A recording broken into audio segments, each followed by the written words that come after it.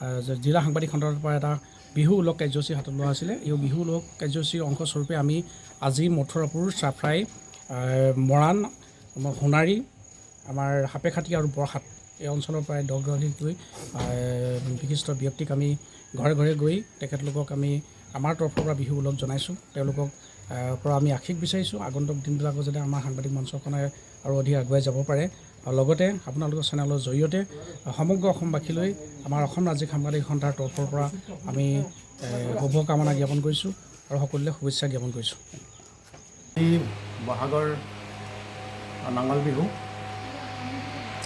সেই বিহুৰ দিনাখনে আজি আমি অসম ৰাজ্যিক সাংবাদিক সন্থাৰ তৰফৰ পৰা চৰাইদেউ জিলাৰ বিভিন্ন প্ৰান্তত সমাজ জীৱনলৈ বিশিষ্ট অৰহণি আগবঢ়োৱা কেইবাগৰাকী ব্যক্তিক সম্বৰ্ধনা জনোৱাৰ উদ্দেশ্যে আজি আমি একোটা সজাতি দলে জিলাখনৰ বিভিন্ন ঠাইত আমি নিৰ্বাচিত বিশিষ্ট ব্যক্তিসকলৰ ঘৰলৈ গৈ আমি বহাগী উলগ জনোৱাৰ লগতে আমি তেখেতসকলৰ পৰা আশীষ বিচাৰিছোঁ।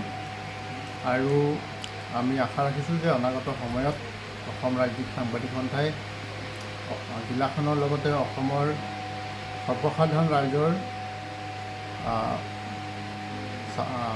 তেওঁলোকৰ